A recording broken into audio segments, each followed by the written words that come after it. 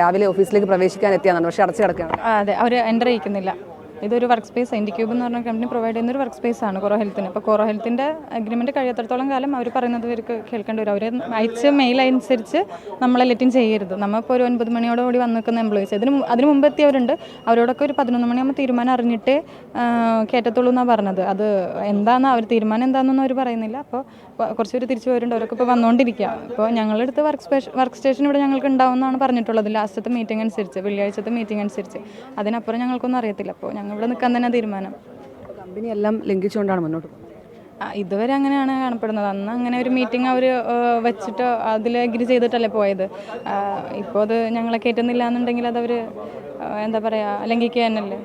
അപ്പോൾ ചർച്ച നടക്കുകയാണ്. ചർച്ചയ്ക്ക് ശേഷം ഒരു തീരുമാനം ഉണ്ടാവുന്ന ഒരു ഉറപ്പ് നൽകിയതാണല്ലോ. 11 o'clock ചർച്ച വെച്ചിട്ടുള്ളത്. അവിടേക്ക് കുറച്ച് പേരെ പോകുന്നുള്ളൂ, റെപ്രസെൻറ്റേറ്റീവായിട്ട് പോകുന്നുള്ളൂ കുറച്ച് പേര്. അത് കഴിഞ്ഞിട്ട് ഇവിടെ എല്ലാവരും ഇരിക്കാനാണ് പറഞ്ഞിട്ടുള്ളത്. ബാക്കിയുള്ള എല്ലാ എംപ്ലോയീസും ഇവിടെ ഇരിക്കണം. ഒരു അറൗണ്ട് ഒരു 400 എംപ്ലോയീസ് ഉണ്ടാവും. ഇവിടെ ഇരിക്കാനാണ് പറഞ്ഞിട്ടുള്ളത്. അവരിപ്പോൾ പുറത്ത് നിൽക്കുക. ഇനിയിപ്പോൾ ഞങ്ങളെ മീറ്റിംഗ് കഴിഞ്ഞ് വരുന്നത് വരെ ഇവർ നിൽക്കണോ ഉള്ളിലോട്ട് കയറ്റുമോ ഒന്നും അറിയത്തില്ല.